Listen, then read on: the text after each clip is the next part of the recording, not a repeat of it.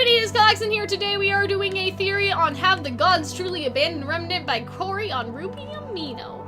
So, let's go. The show tells us there are two gods, which I will refer as light and dark for the sake of the theory. Light created all life in Remnant and water too, however, dark created existing forces of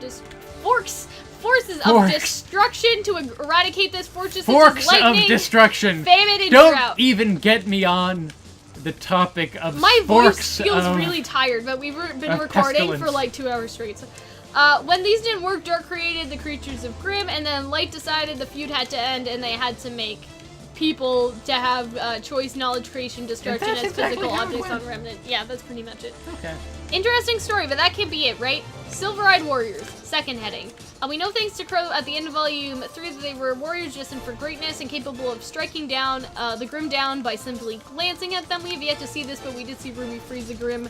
No, you kind of saw it. Like, that Okay. was a dragon that got taken out. It was frozen, though. It didn't get struck down. I mean, it was effective enough. We have Also, seen they all current turned Silver-Eyed Warriors have Cinder worked for into Ozpin Two-Face. in fighting Salem and co.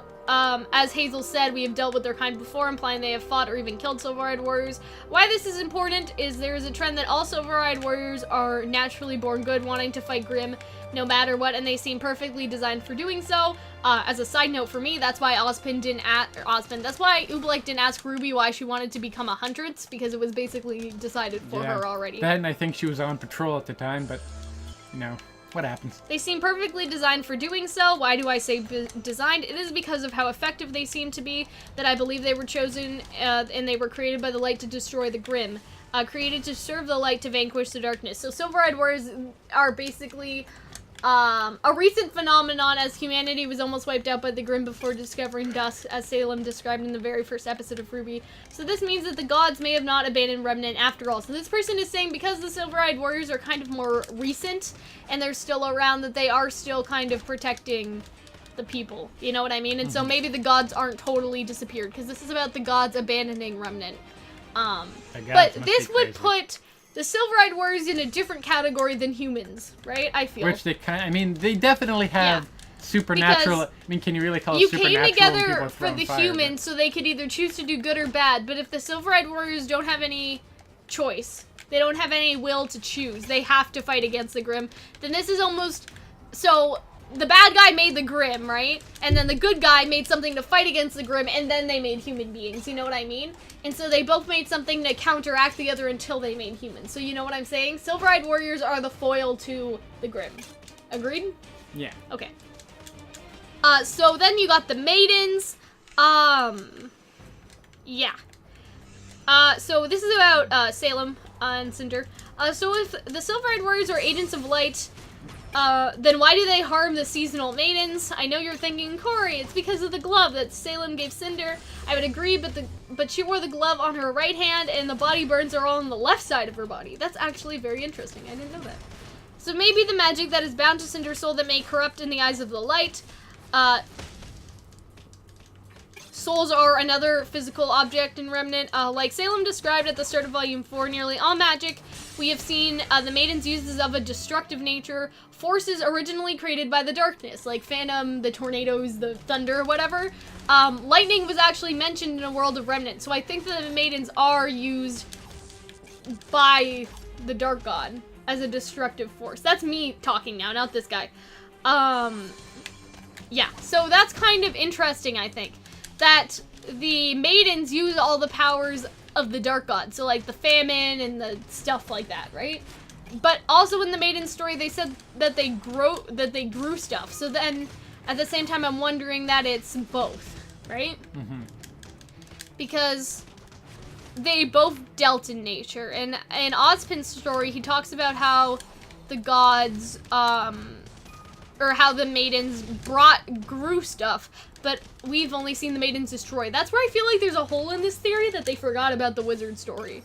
Because they're right, we've only seen the maidens destroy so far, but at the same time, we know that they also create, so that's where I feel like we get lost. Mm-hmm. So I've detailed it could be possible that the Silver-Eyed Warriors were created by light to vanquish evil, but for every yang there has to be a yang, two sides of every coin. So what is the opposite of them? None other than Salem herself. We don't know who or what she is or even how old she is, but we know she is white skin with red lines similar to Grimm's armor plating, and that she can control the Grimseer. The Silver-Eyed Warriors are the one thing that the Grimm fear, then Salem is the one they revere. They do her bidding, such as specifically targeting humanity and their creations, rather than destroying everything on Remnant like they used to, but they are now digging up the ruins of Beacon in search of the relic. Salem is like the god of darkness. Salem, much like the god of darkness, may take delight in destruction and suffering. 2 examples of this are at the end of Volume 3, where she says to Ozpin, "I can't wait to watch you burn." And she uses Tyrion and Cinder's fear of her and her hatred towards RWBY to further her own goals. This directly contrasts with the personality of the Silver-Eyed Warrior, which was shown to be carrying a protector of humanity, whereas Salem is a destructor. This godly feud hasn't ended, instead they are now using their agents, their weapons in the form of Salem and RWBY to feud against each other, only giving those agents the illusion of choosing to be good or evil, whereas they have the freedom of every choice. So, I understand what this guy's saying, but I disagree a little bit. Like, I like it, it's a cool theory, but they're basically saying that the gods are not gone, and they are using Salem and RWBY, and that none of them have the choice of good. But the thing is, in the god story that Crow talked about, he never said the foil stuff about the Silver-Eyed Warriors being the foil against the Grimm, or being the foil against the Grimm people. That's the theory aspect of it. Yeah, I guess. I think that there's something to be said about the Silver-Eyed Warriors being in opposition to Salem. Obviously, like, naturally. Someone's saying that their problem with the theory is theology, like the study of gods and stuff like that. Assuming he goes in deeper than just theology. Yeah. We can't agree and disagree with this theory. Okay, so it could be that while they were creating humans, Light and Dark both played dirty and made something to overpower the other in the future. Light made the Maidens and Silver-Eyed Warriors, and Dark made Salem. I like that. That's kind of better understanding. Yeah, and that would explain why Ozpin says the Silver-Eyed Warriors to fight Salem. Yeah, I don't know. When you say it like that, it makes sense, but I don't... Here's the thing. In one of the songs in RWBY, they say the queen has pawns, but they also say that they're both being controlled. I don't remember the exact lyric. So one of us can claim their victory, basically. Like, that's kind of the line there. Here's what I have trouble with this, is that Salem is supposed to be the main villain right now, and so if it's like, haha, no, the gods are really the main villain, they were just controlling Salem, I'm like, I don't know if I like the idea of Salem not being the be-all, end-all. You know what I mean? And so for me, in my head, I do like this because it talks about the gods, but I don't think that the stuff with the maidens really makes sense a whole lot, because I think that then there's 2 things that the light created and 1 thing that the dark created, whereas the maidens should probably be another combination of both. Since they do create and destroy, and there was some information about the maidens there that I think that was incorrect, just how they destroy all the time and do the stuff that the dark god wanted, but the wizard also said they created, so I don't know.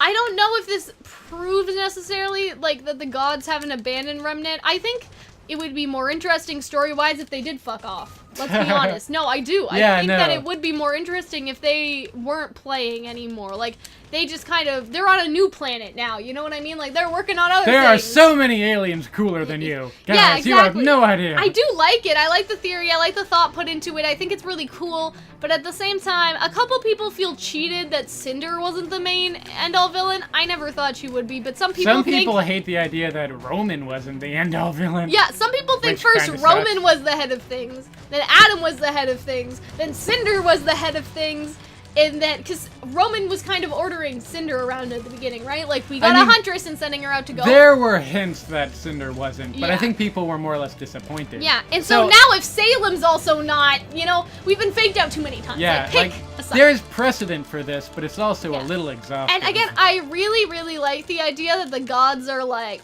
like, this is fun, you know what I mean? Like, we'll play with more pawns, like, it's okay. And that Salem nobody really had a choice in the matter. The gods are just kind of playing their own little game, but at the same time, I'm like, I don't want them, like, how can you fight against literal gods? Yeah, that would be weird. That would get to like And there's Dante's also another Inferno. thing where I would really like them to be actual writers of this fairy tale story, like basically be the Brothers Grimm, and for That RWBY, would get too meta. RWBY to be a fairy tale in a book and have them both be more like magical wizards, like from our world, that make the story, and the story comes alive within the magic material in the book, and that's why they're called gods. And everything inside RWBY isn't real at all, and so then the gods would be manipulating the story a little bit, but they wouldn't be gods. It would be regular people who are writing, and It's it just would be Miles and all Carrie kind of a metaphor dressed for like, up as in yeah, like you know what I mean. It would early all 19th century clothing. it would all kind of be a metaphor for like stories and fairy tales. I would and, hate like, if they did I that. would like that. would I think that's fucking creative. hate I like it. No, it is not. I think they could do it creatively though. No, That's what I'm saying. No. You know what Epic Mickey is, right? Yeah. And how Yensid has this giant book of the forgotten Disney characters that he exiles there, and Mickey goes into the book and stuff like that, and he kind of uses his paintbrush to create and destroy, sort of thing. And so everything that's going on is kind of written by Yensid inside of that Yeah, book. but I thought that was unique, and I liked that. And but I that thought was meta nice. from the beginning. I It wasn't. know. It didn't like play it straight, and then all of a sudden, like, okay, now it was all a dream. You know? I would like if the gods were on other planets, like, doing their own Mars? thing. You know what Not on Mars, but, like, I would like if the gods were like, yeah, we got bored of Remnant, man, like, years I ago. just Like, I know. suck at this game. I would like if the gods did leave. I would like if they were like, oh, man, you know, we went to this new planet. You know, we kind of chilled out. We're not fighting anymore. Like, he gets to make dark stuff over here, and I get to make light over here. Like, you know, we fucked up on your world, but we're doing okay now. You know? Like, I don't know. I like it, but I also don't like it. I don't know. I commented on your theory, and I'll probably link this video to you, guy who made it. I really, like, I like that it's creative. I don't like it for the show, if that makes sense. Because I love theory making, and I love exploring and stuff like that, but I would like to look at more of the theology of the gods and stuff like that. Like, see, because, you know, there's science, like social science, I guess, about how gods are created and explained and stuff like that. And so I would like to go into a more scientific thing of that. So Well, I think that's all I have to say about it. So yeah. I hope you guys enjoyed this video.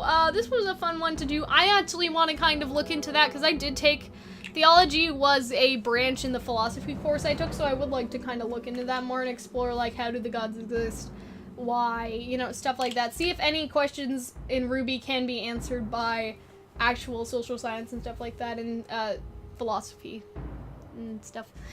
I don't know if it will, but I would like to look into real gods to see the motivation for that, almost. You know what I mean? And so that may be something that we look into, because there are always themes in every story of dark and light, good and evil, stuff like that.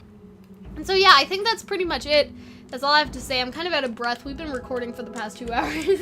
It's been a long day. So we're gonna head out now. I hope you guys enjoy all the content that we're putting out this week. We were all kind of one Sunday. We crammed everything into recording so we could get it out for you guys. We love you guys.